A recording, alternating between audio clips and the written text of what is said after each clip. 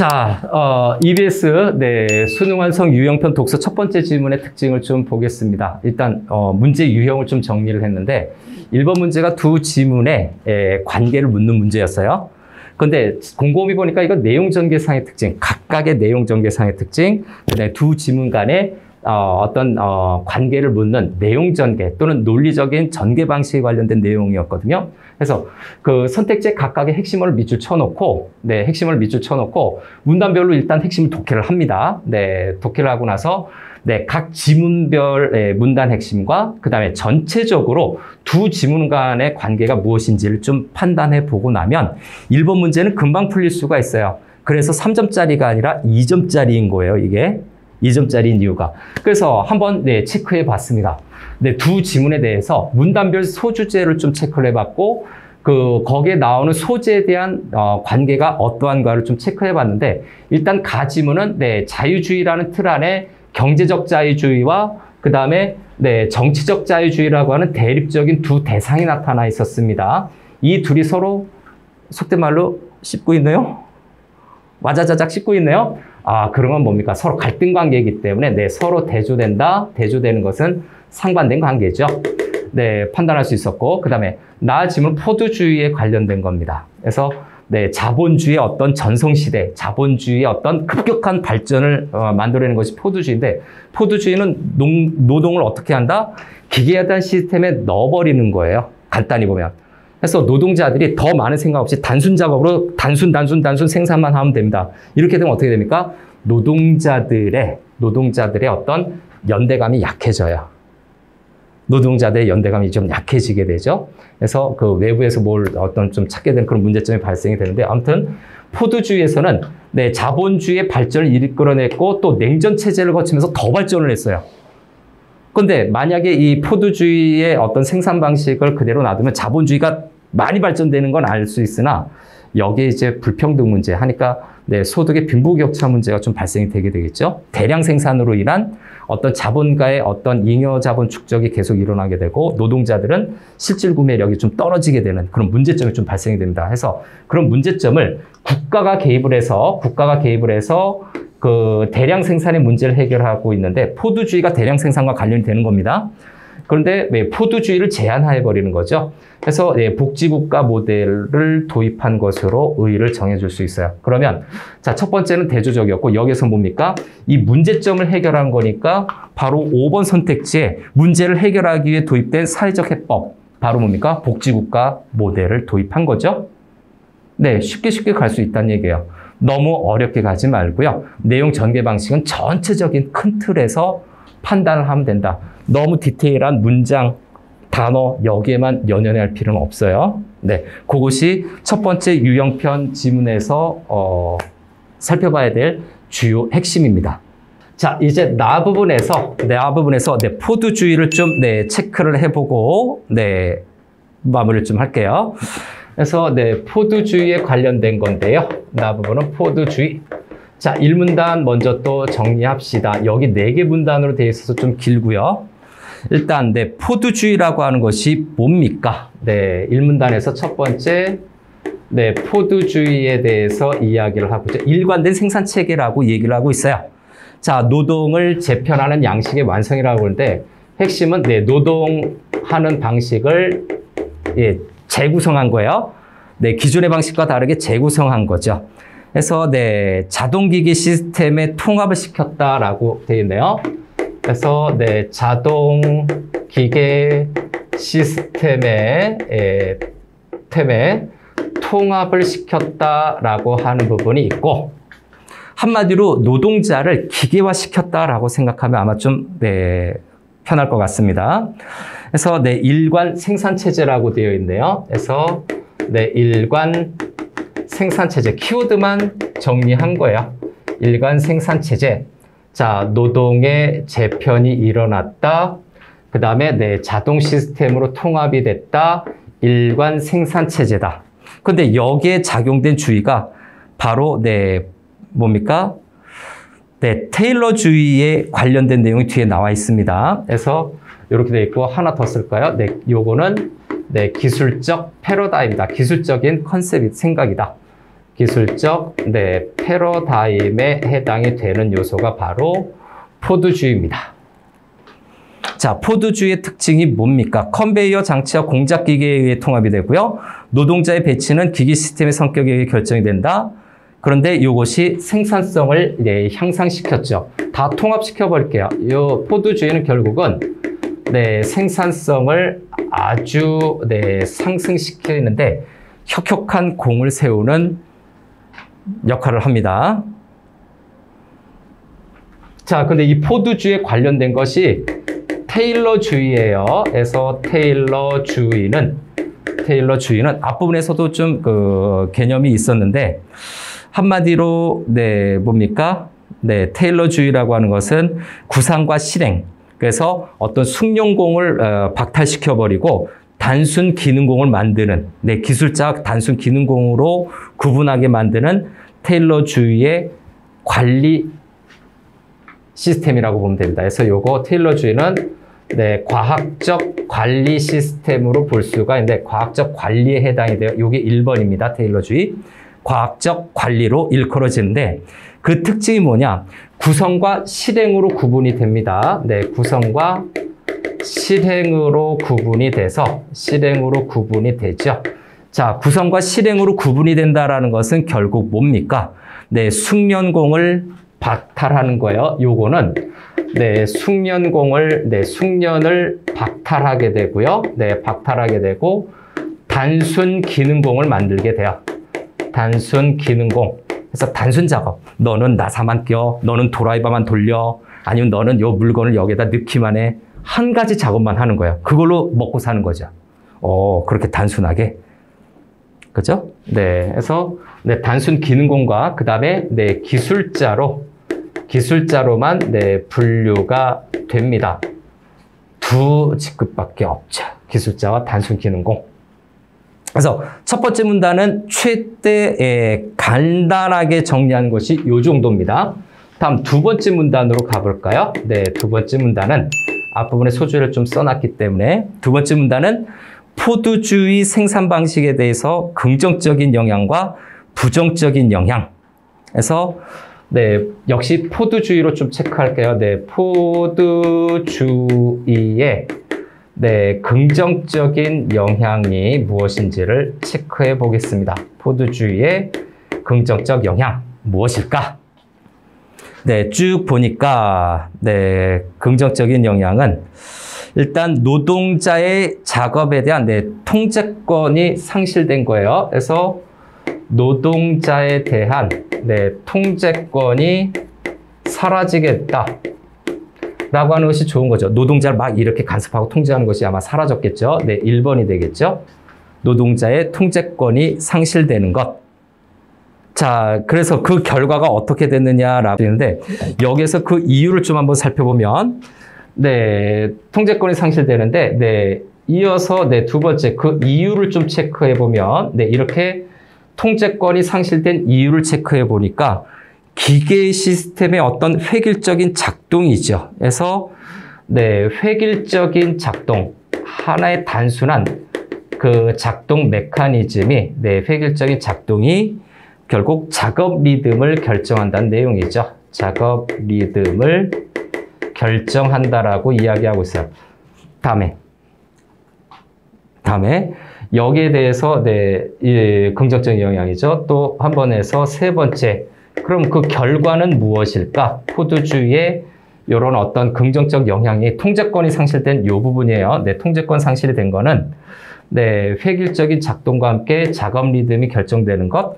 결과는 태업이 직무의 자율성이 박탈이 돼요. 그래서 직무의 자율성이 박탈이 되고 그 다음에 노동자들이 대충 일하는 태업이 불가능해져요. 노동자 입장에서 보면.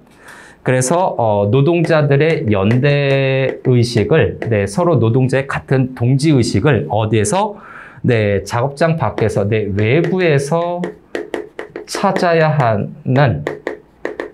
찾아야 되는 좀 이런 영향들이 나타났다 라고 보는 거죠. 한마디로 노동자들이 좀 일을 게을르게 한다든가 노동자가 자기 스스로 무엇을 한다든가 또는 노동자들끼리 뭉쳐서 뭔가를 한다든가 하는 것이 사라진 것을 좀 긍정적으로 보는 견해도 있었네요. 네. 그런데 포드주의의 부정적인 영향도 저 내용이 들어갑니다. 네. 노동자들 입장에서는 직장 내에서의 연대감을 형성하기가 어려워서 그것을 외부에서 좀 찾아야 된다라고 하는 내용이 이어질 거야. 다음, 크게 두 번째, 저기 이어집니다. 이 문단에서 포드주의의 부정적인 영향이 무엇인지를 체크할게요. 부정적 영향. 자, 포드주의의 부정적인 영향은 첫 번째, 노동자들의 어떤 연대감을 작업장 밖에서 찾아야 하는 상황이죠. 그래서 작업장 밖에서만 찾아야 되는 문제점이 생겼다라고 보는 거죠. 이게 긍정적인 요소이면서 어떤 자본가에게는 긍정적인 거겠지만 노동자에게는 좀 부정적인 걸로 좀 보여지겠죠. 다음 두 번째, 과잉 생산이 나타나게 됩니다. 단순해지니까 생산성은 높아지게 돼요. 근데 그것이 과잉 생산이 나타나게 되는데, 자, 이 과잉 생산이라고 하는 것은 같은 말로 하면 생산성이 향상이 된 겁니다. 생산성이 상승이 되었을 때, 그죠? 생산성이 상승되는 공급이 계속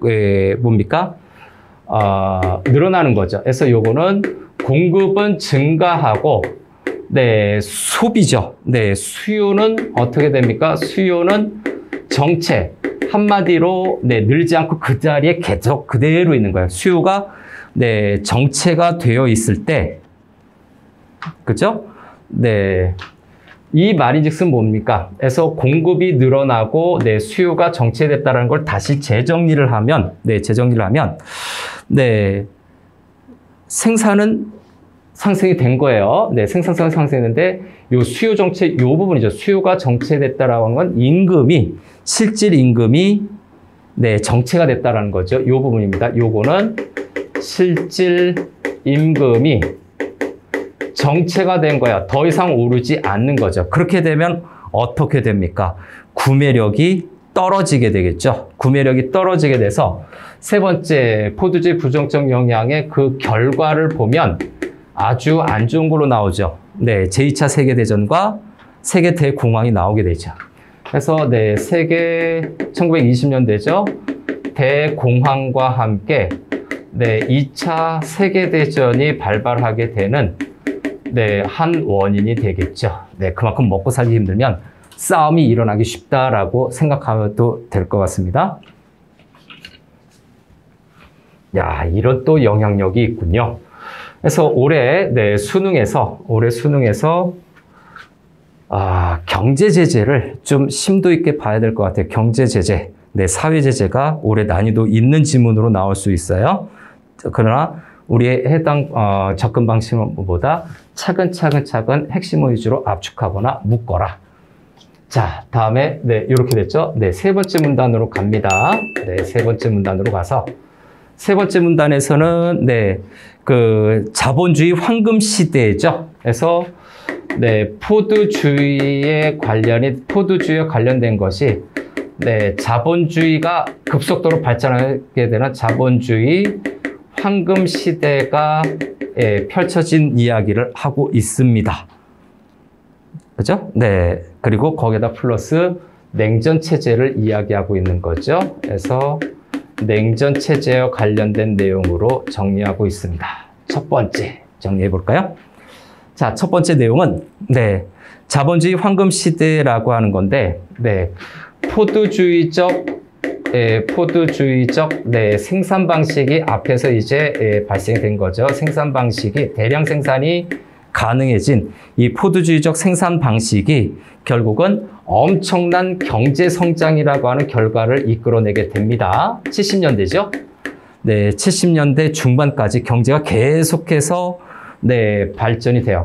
그 다음에 자유주의와 vs 공산주의 간에 냉전이 발생이 되는데 이 냉전 체제가 결국 어떻게 됩니까? 핵전쟁의 위협이 있죠. 그래서 전쟁이 억제가 되죠. 그래서 핵전쟁에 대한 우려 때문에 핵전쟁이 벌어지면 어떻게 됩니까? 우리 모 영화처럼 네, 이러다 다 죽어 이런 상황을 서로 알게 된 거예요. 그렇게 되니까 어떻게 되는가? 핵전쟁에 대한 우려 때문에 오히려 네, 역설적으로 네, 핵전쟁 우려 때 역설적으로 네, 평화가 유지가 되는 거죠. 네, 국제 평화가 가능해졌어요.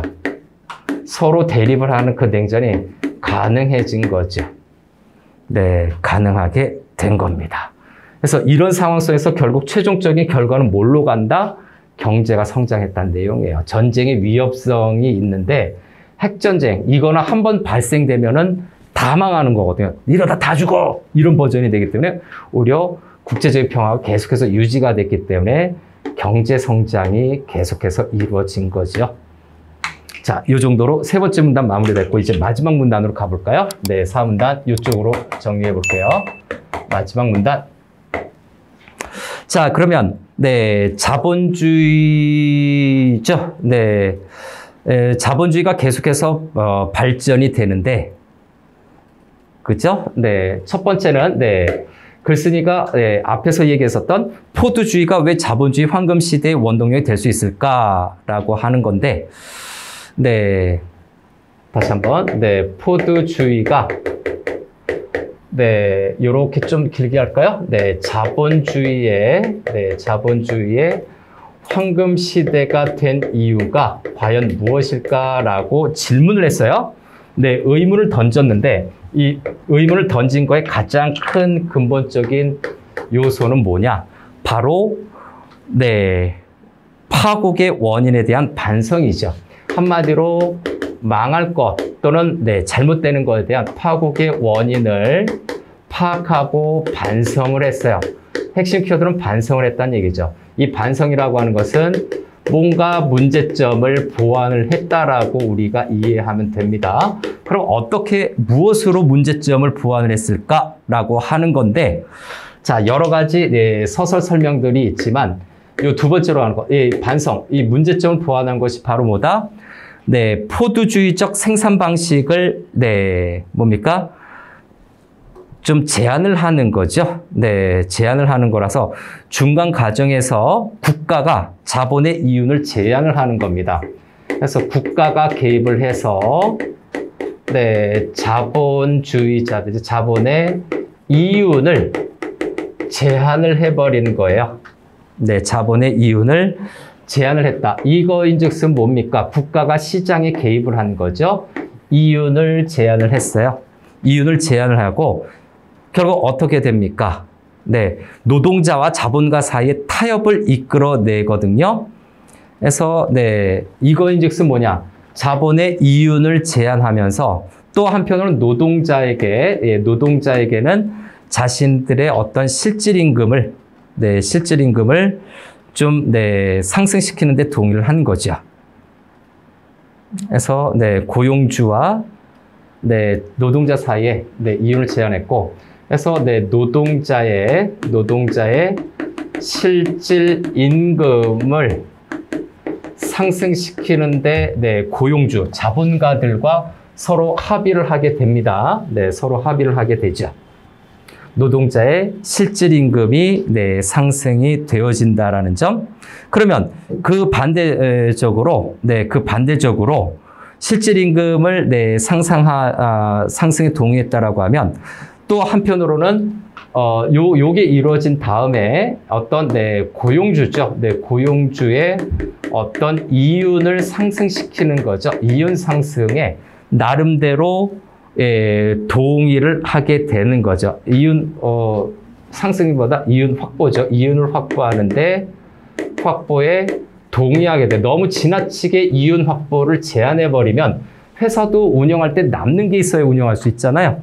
그래서 그 운영이 가능한 수준, 그 다음에 고용주들도 먹고 살 수 있는 그 수준으로 네, 실질 임금을 상승시키고 이윤도 확보하는 이런 절충적인 정책에 대해서 국가가 이제 개입을 하게 됩니다. 그래서 국가의 개입을 통해서 해결했다. 바로 이 부분이에요. 국가의 개입을 통해서 이렇게 네, 해결하는데 이 국가가 개입한 것이 바로 뭐다? 바로 네, 그 앞에서 얘기했던 것처럼 복지국가 모델을 도입한 거죠. 그래서 이런 부분들이 복지국가 모델을 도입한 겁니다. 끝났네요. 마무리하겠습니다.